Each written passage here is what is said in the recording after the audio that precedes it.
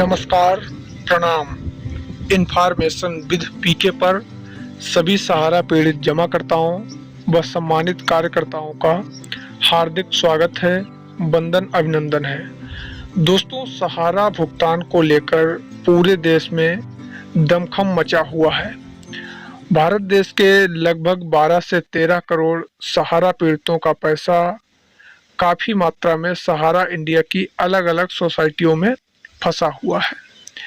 इसी के मद्देनजर रखते हुए विश्व भारती जन सेवा संस्थान के प्रधान कार्यालय पर विश्व भारती जन सेवा संस्थान के राष्ट्रीय सचिव नागेंद्र कुमार कुशवाहा की अध्यक्षता में आरा सांसद श्री सुदामा प्रसाद जी वहां पर मौजूद रहे।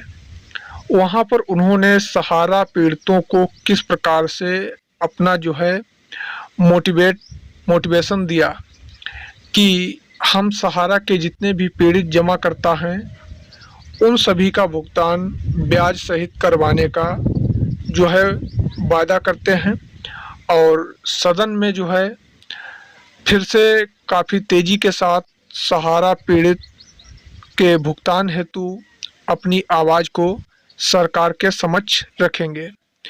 जबकि उन्होंने कई बार पिछले जो बैठकें हुई सदन में, लोकसभा में, उन्होंने सहारा के भुगतान का मुद्दा काफ़ी तेज़ी से उठाया, लेकिन फिर भी हम लोगों का भुगतान नहीं मिला। उन्होंने कह दिया है सीधा कि ब्याज सहित संपूर्ण भुगतान कराने का हम संकल्प लेते हैं और भुगतान करा कर रहेंगे। तो आप सभी को थोड़ा हम लाइव दिखाएंगे वहाँ की थोड़ी जो खबर है। तो चैनल को सब्सक्राइब नहीं किए हैं, चैनल को सब्सक्राइब कर लीजिएगा फटाफट। हम आपका समय न वेस्ट करते हुए सीधा वीडियो को यहीं से स्टार्ट करते हैं। दोस्तों, जब भी सदन चलेगा ये मजबूती के साथ आवाज उठेगी कि पैसा देना होगा। अब पैसा नहीं देंगे, इनके मुंह में हाथ डालकर पैसा लेंगे हम। गरीबों के अंदर से हुक उठती है जब वो लोग कहते हैं कि हमारा पैसा। और लोग आए थे तेलंगाना से 5 एजेंट मिलने के लिए। एक एजेंट ने बताया कि कई बच्चियों की शादी टूट गई। लोग रखे थे कि पैसा मिलेगा, इस आशय में दिन धर दिए, पैसा नहीं मिला, शादी टूट गई। कितनों की का तलाक हो गया कि भाई मिलेगा पैसा, हम आपको दे देंगे। पैसा नहीं मिला, घर वालों ने निकाल दिया लड़की को। इस तरह से राज चल रहा है। हम बहन बेटियों की शादी के लिए पैसा जमा करें, हमारा पैसा नहीं मिलेगा, हमारे घर की बच्चियों का तलाक होगा, शादी टूटेगी, और आप हमारे ही पैसे से आलीशान शादी कीजिएगा हजारों करोड़ रुपए लगा करके। है देशी विदेशी कलाकारों को बुला करके मनोरंजन कराइएगा, 10,000 20,000 करोड़ खर्चा करके। हमारा खुद का पैसा, मेहनत का पैसा आप नहीं दीजिएगा। मोदी जी को देना होगा, मोदी सरकार को। पैसा इनके पास है, पैसा इनके पास 10 लाख करोड़ के करीब है पैसा। इनकी परिसंपत्तियों को नीलाम करे सरकार। अभी एक अच्छी बात हुई कि माननीय सुप्रीम कोर्ट ने ये आदेश दिया मुंबई के उनके आवासीय भूखंड को, जिसका 5,77,00,000 करोड़ जो है कीमत है, जो कि वो उसका कागज जमा करवा लिया। हम माननीय सुप्रीम कोर्ट को, उनके न्यायाधीशों को हृदय से धन्यवाद देते हैं, आभार देते हैं कि आपने देश के गरीबों की आवाज को सुना, 13 करोड़ निवेशकों की आवाज को सुना, 12 लाख एजेंटों की आवाज को सुना, और आपने उनको मरने से बचा लिया। हम धन्यवाद देते हैं उनको, और आशा करेंगे कि भविष्य में भी इन निवेशकों और एजेंटों के प्रति सुप्रीम कोर्ट का ये इसी तरह का मानवीय रुख रहेगा, और इनका पैसा जल्द से जल्द मिलेगा। हम लोग लोकसभा के शीतकालीन सत्र में, अभी तो हमने एक सुदामा प्रसाद ने मामला उठाया, अभी पूरा इंडिया गठबंधन सरकार पर हल्ला बोलेगा। आप पोर्टल की क्यों बात करते हैं भाई? पोर्टल से क्यों बात करते हैं? पोर्टल से ही लोग पैसा दिए हैं। पोर्टल को क्या जाने, गांव में रोपनी करने वाला महिला जो मजदूरी करने वाली महिला क्या जाने, टेम्पू चलाने वाला मजदूर क्या जाने पोर्टल के बारे में, खदान में नीचे जाकर अपनी जान हथेली पर रखकर कोयला निकालने वाला मजदूर क्या जाने। वो तो अपने निवेश जमाकर्ताओं को जानते हैं, एजेंटों को जानते हैं कि इनके मार्फत हमने पैसा दिया है।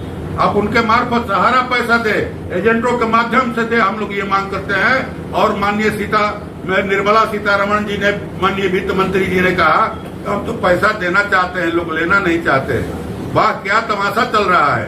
आप पैसा देना चाहती हैं और जिनका पैसा है वो लेने के लिए तैयार नहीं है। लेने के लिए तैयार नहीं है, वो आत्महत्या कर रहे हैं एजेंट, लेने के लिए तैयार नहीं है। ये पोर्टल का खेल बंद करे मोदी जी की सरकार, और नहीं तो आने वाले दिनों में ये सहारा निवेशक जो है सरकार की ईंट से ईंट बजा देंगे, और झारखंड में भी बजाया जाएगा। भाजपा को यहाँ से उखाड़ करके बंगाल की खाड़ी में फेंका जाएगा।